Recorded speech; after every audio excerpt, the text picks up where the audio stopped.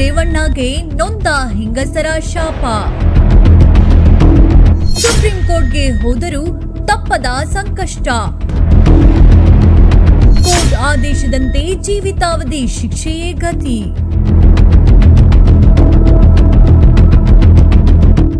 ರಾಜ್ಯದ ಜನರನ್ನ ಒಂದು ಬಗೆಯ ದಿಗ್ಭ್ರಮೆ, ದಿಗಿಲು, ದುಃಖ, ದುಸ್ವಪ್ನಕ್ಕೆ ಈಡು ಮಾಡಿತ್ತು ಹಾಸನದ ಪೆನ್ ಡ್ರೈವ್ ಪ್ರಕರಣ. ಸಂಸದನ ನೀಚತನ ಮತ್ತು ಸಂತ್ರಸ್ತರ ಬದುಕನ್ನ ಹಾದಿಬೀದಿಗಳಲ್ಲಿ ಚಲ್ಲಾಪಿಲ್ಲಿಯಾಗಿಸಿದ ದುಷ್ಟತನವನ್ನ ಗೌಣವಾಗಿಸುವಷ್ಟರ ಮಟ್ಟಿಗೆ ಈ ಪ್ರಕರಣ ಸದ್ದು ಮಾಡಿತ್ತು ಎಲ್ಲರಿಗೂ ತಿಳಿದೇ ಇದೆ. ಇದೀಗ ಈ ಪ್ರಕರಣದಲ್ಲಿ ಜೀವಿತಾವಧಿ ಶಿಕ್ಷೆಗೆ ಗುರಿಯಾಗಿ ಪರಪ್ಪನ ಅಗ್ರಹಾರ ಕಾರಾಗೃಹದಲ್ಲಿರುವ ಮಾಜಿ ಸಂಸದ ಪ್ರಜ್ವಲ್ ರೇವಣ್ಣ ಶಿಕ್ಷೆಯಿಂದ ತಪ್ಪಿಸಿಕೊಳ್ಳಲು ಇನ್ನಿಲ್ಲದ ಕಾನೂನು ಹೋರಾಟ ನಡೆಸುತ್ತಿದ್ದಾರೆ. ಆದರೆ ಎಲ್ಲಿಗೆ ಹೋದರೂ ಪ್ರಜ್ವಲ್ಗೆ ಸಂಕಷ್ಟ ಮಾತ್ರ ತಪ್ಪುತ್ತಿಲ್ಲ. ಕರ್ನಾಟಕದಿಂದ ದಿಲ್ಲಿಯಲ್ಲಿರುವ ಸುಪ್ರೀಂ ಕೋರ್ಟ್ ಮೆಟ್ಟಿಲೇರಿದರು ಅಲ್ಲೂ ಕೂಡ ಛೀಮಾರಿ ಬಿದ್ದಿದೆ. ನೊಂದ ಸಾವಿರಾರು ಮಹಿಳೆಯರ ಶಾಪ ಪ್ರಜ್ವಲ್ ರೇವಣ್ಣಗೆ ಬೆಂಬಿಡದೆ ಕಾಡಿದೆ. ಇದೆಲ್ಲವನ್ನ ಕಂಡರೆ ವಿಚಾರಣಾ ನ್ಯಾಯಾಲಯದ ಆದೇಶದಂತೆ ಪ್ರಜ್ವಲ್ ಜೀವನ ಪೂರ್ತಿ ಜೈಲಿನಲ್ಲಿರುವುದು ನಿಶ್ಚಿತವಾಗಿದೆ. ಶ್ರೀರಾಮನನ್ನ ಪೂಜಿಸುವ ಈ ನೆಲದಲ್ಲಿ ಪ್ರಜ್ವಲ್ ರೇವಣ್ಣ ಎಸಗಿರುವ ಕೃತ್ಯ ಇಡೀ ಮನುಕುಲವೇ ತಲೆತಗ್ಗಿಸುವಂಥದ್ದು. ಒಬ್ಬ ಮಹಿಳೆ ಅಥವಾ ಹುಡುಗಿಯ ಜೊತೆ ಸಂಬಂಧ ಹೊಂದುವುದು ಸಾಮಾನ್ಯ. ಮತ್ತೊಬ್ಬರ ಜೊತೆಗಿನ ಅಕ್ರಮ ಸಂಬಂಧ ಮಹಾ ಅಪರಾಧ. ಅಂತಹದರಲ್ಲಿ ಸಾವಿರಾರು ಮಹಿಳೆಯರೊಂದಿಗೆ ಪ್ರಜ್ವಲ್ ರೇವಣ್ಣ ಲೈಂಗಿಕ ಕ್ರಿಯೆ ನಡೆಸಿದ್ದಾನೆ. ಅದು ಅಲ್ಲದೆ ಅದನ್ನು ತನ್ನದೇ ಮೊಬೈಲ್ನಲ್ಲಿ ವಿಡಿಯೋ ಮಾಡಿಕೊಂಡು ವಿಕೃತಿ ಮೆರೆದಿದ್ದಾನೆ. ಇದೆಲ್ಲವೂ ಈಗಾಗಲೇ ಸಾಕ್ಷ್ಯ ಸಮೇತ ಸಾಬೀತಾಗಿದೆ. ಹೀಗಾಗಿ ಶಿಕ್ಷೆಯಿಂದ ತಪ್ಪಿಸಿಕೊಳ್ಳಲು ಸಾಧ್ಯವೇ ಇಲ್ಲ ಎಂದು ಕಾನೂನು ತಜ್ಞರು ಸ್ಪೈ ಟಿವಿ ಕನ್ನಡದ ಜೊತೆ ಮಾಹಿತಿ ಹಂಚಿಕೊಂಡಿದ್ದಾರೆ. ಪ್ರಜ್ವಲ್ ಎಸಗಿರುವ ಕೃತ್ಯ ಇದೊಂದು ರೀತಿ ಮಾನಸಿಕ ಕಾಯಿಲೆತರನಾಗಿ ಸಮಾಜಕ್ಕೆ ತೋರ್ಪಡಿಕೆಯಾಗಿದೆ.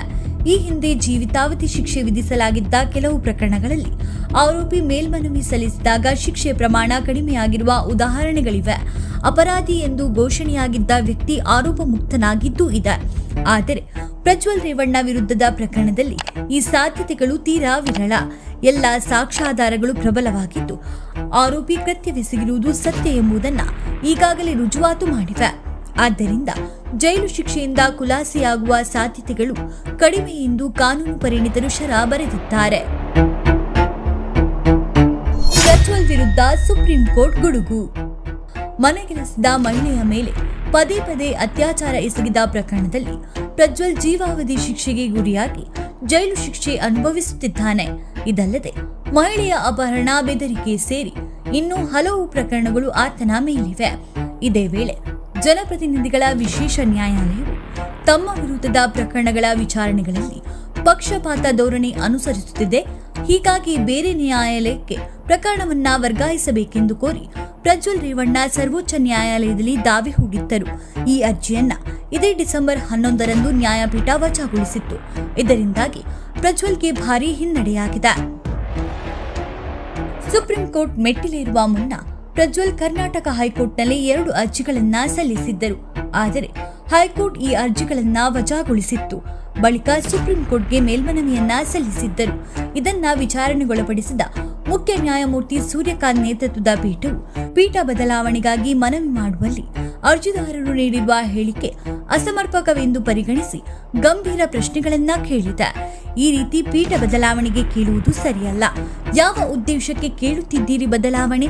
ನಾವು ಈ ರೀತಿ ಬದಲಾವಣೆ ಮಾಡಿದರೆ ಅದರ ಪರಿಣಾಮ ಹೇಗಿರುತ್ತದೆ ಎಂದು ಯೋಚಿಸುವಂತೆ ಖಡಕ್ ಎಚ್ಚರಿಕೆ ಕೊಟ್ಟು ಅರ್ಜಿಯನ್ನ ವಜಾಗೊಳಿಸಿದೆ. ಆಗಸ್ಟ್ನಲ್ಲಿ ಶಿಕ್ಷೆ ವಿಧಿಸಿದ್ದ ಜಡ್ಜ್ ತಮ್ಮ ಮನೆಗೆಲಸದ ಮಹಿಳೆಯ ಮೇಲೆ ಪದೇ ಪದೇ ಅತ್ಯಾಚಾರ ಎಸಗಿದ ಪ್ರಕರಣದಲ್ಲಿ ಪ್ರಜ್ವಲ್ ರೇವಣ್ಣ ತಪ್ಪಿತಸ್ಥ ಎಂದು ಘೋಷಿಸಿದ್ದ ಹೆಚ್ಚುವರಿ ಸಿಟಿ ಸಿವಿಲ್ ಮತ್ತು ಸೆಷನ್ ನ್ಯಾಯಾಧೀಶ ಸಂತೋಷ್ ಗಜಾನನ್ ಭಟ್ ಅವರು ಕಳೆದ ಆಗಸ್ಟ್ನಲ್ಲಿ ಪ್ರಜ್ವಲ್ಗೆ ಜೀವಿತಾವಧಿ ಜೈಲು ಶಿಕ್ಷೆ ವಿಧಿಸಿ ಆದೇಶ ಹೊರಡಿಸಿದ್ದರು. ಇದಾದ ನಂತರ ಹಲವು ಬಾರಿ ಜಾಮೀನು ಕೋರಿ ಅರ್ಜಿ ಸಲ್ಲಿಸಿದ್ದರು. ಯಾವ ಕೋರ್ಟ್ ಸಹ ಅರ್ಜಿಯನ್ನ ವಿಚಾರಣೆಗೆ ಪರಿಗಣಿಸಿರಲಿಲ್ಲ. Pen ಡ್ರೈವ್ನಲ್ಲಿ 2,000 video. ಅದು 2024ರ ಲೋಕಸಭಾ ಚುನಾವಣೆಗೆ 3 ದಿನಕ್ಕೂ ಮುಂಚೆ ಹಾಸನದಲ್ಲಿ ಪ್ರಜ್ವಲ್ ರೇವಣ್ಣ ಅವರದ್ದು ಎಂದು ಹೇಳಲಾದ ಅಶ್ಲೀಲ ವಿಡಿಯೋಗಳುಳ್ಳ ಪೆನ್ ಡ್ರೈವ್ಗಳು ಎಲ್ಲೆಡೆ ಹಂಚಿಕೆಯಾಗಿದ್ದವು. ಅದರಲ್ಲಿ ಹಲವು ಮಹಿಳೆಯರ ಜೊತೆ ಲೈಂಗಿಕ ಕ್ರಿಯೆಯಲ್ಲಿ ತೊಡಗಿರುವ 2,000ಕ್ಕೂ ಹೆಚ್ಚು ವಿಡಿಯೋಗಳಿದ್ದವು ಎಂದು ಹೇಳಲಾಗಿತ್ತು. ಪ್ರಜ್ವಲ್ ರೇವಣ್ಣ ವಿರುದ್ಧದ ಅತ್ಯಾಚಾರ ಸೇರಿದಂತೆ ಹಲವು ಪ್ರಕರಣಗಳು ದಾಖಲಾಗಿವೆ. ಇದರ ತನಿಖೆಗಾಗಿ ಕಾಂಗ್ರೆಸ್ ಸರ್ಕಾರ ಎಸ್ಐಟಿ ರಚನೆ ಮಾಡಿತ್ತು.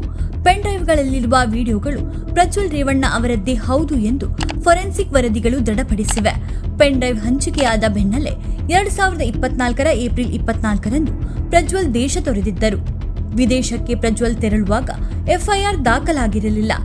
ಏಪ್ರಿಲ್ 28ರಂದು ಎಫ್ಐಆರ್ ದಾಖಲಾಗಿತ್ತು. ಅನಂತರ 2024 ಮೇನಲ್ಲಿ ಪ್ರಜ್ವಲ್ ಸ್ವದೇಶಕ್ಕೆ ಮರಳಿದಾಗ ಅವರನ್ನ ಬಂಧಿಸಲಾಗಿತ್ತು. ಜೈಲಲ್ಲಿ ಪ್ರಜ್ವಲ್ ಈಗೇನ್ ಮಾಡ್ತಿದ್ದಾರೆ? ಅಪರಾಧಿ ಪ್ರಜ್ವಲ್ ರೇವಣ್ಣ ಪರಪ್ಪನ ಅಗ್ರಹಾರ ಜೈಲಿನಲ್ಲಿ ಸಾಮಾನ್ಯ ಕೈದಿಗಳಂತೆ ತಮ್ಮ ತಪ್ಪಿಗೆ ಶಿಕ್ಷೆಯನ್ನ ಅನುಭವಿಸುತ್ತಿದ್ದಾರೆ. ಜೈಲಾಧಿಕಾರಿಗಳು ಪ್ರಜ್ವಲ್ ರೇವಣ್ಣ ಅವರನ್ನ ಲೈಬ್ರರಿ ಕ್ಲರ್ಕ್ ಆಗಿ ನೇಮಿಸಿದ್ದು ಪುಸ್ತಕಗಳನ್ನ ಕೊಡುವುದು ಹಾಗೂ ನೋಂದಣಿ ಮಾಡಿಕೊಳ್ಳುವ ಕೆಲಸವನ್ನ ಮಾಡುತ್ತಿದ್ದಾರೆ. ದಿನಕೂಲಿಯಾಗಿ ದಿನಕ್ಕೆ 522 ರೂಪಾಯಿ ನೀಡಲಾಗುತ್ತಿದೆ. ಕೆಲಸಕ್ಕೆ ಹಾಜರಾಗದಿದ್ದರೆ ಸಂಬಳ ನೀಡಲಾಗುವುದಿಲ್ಲ.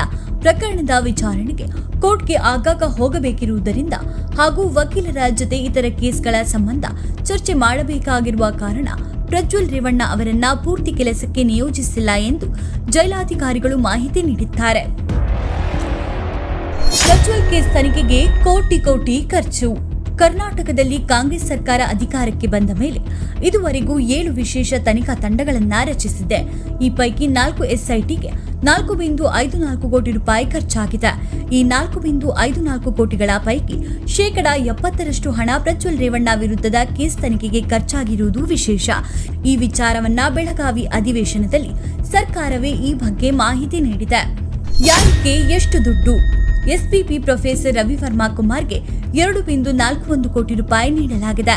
ಹಿರಿಯ ವಕೀಲ ಕಪಿಲ್ ಸಿಬಲ್ಗೆ ಪ್ರತಿ ಹಾಜರಾತಿಗೆ 15.50 ಲಕ್ಷ ರೂಪಾಯಿ.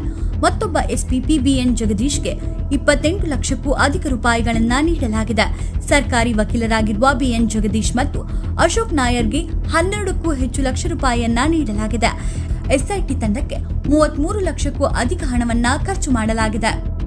ಒಟ್ಟಾರೆಯಾಗಿ ವಿಕೃತಕಾಮಿ ಉಮೇಶ್ ರೆಡ್ಡಿಗಿಂತ ಸೈನೈಡ್ ಮೋಹನ್ಗಿಂತ 10 ಪಟ್ಟು ಹೆಚ್ಚು ಅಪರಾಧ ಪ್ರಜ್ವಲ್ ರೇವಣ್ಣ ಎಸಗಿದ್ದಾರೆ. ರಾಜಕೀಯ ಪ್ರಭಾವ ಬಳಸಿಕೊಂಡು ಹೀನಾಯವಾಗಿ ವರ್ತಿಸಿದ್ದಾರೆ. ಇದರಿಂದಾಗಿ ಸಹಸ್ರಾರು ಹೆಣ್ಣು ಮಕ್ಕಳು ಇದ್ದು ಸತ್ತಂತಿದ್ದಾರೆ. ಹೀಗಾಗಿ ಪ್ರಜ್ವಲ್ ರೇವಣ್ಣ ಅವರ ಈ ನೀಚ ಕೃತ್ಯ ಕ್ಷಮಿಸಲು ಅರ್ಹವಲ್ಲದ್ದು ಎಂಬುದು ಸಾರ್ವಜನಿಕರ ಅಭಿಪ್ರಾಯವಾಗಿದೆ.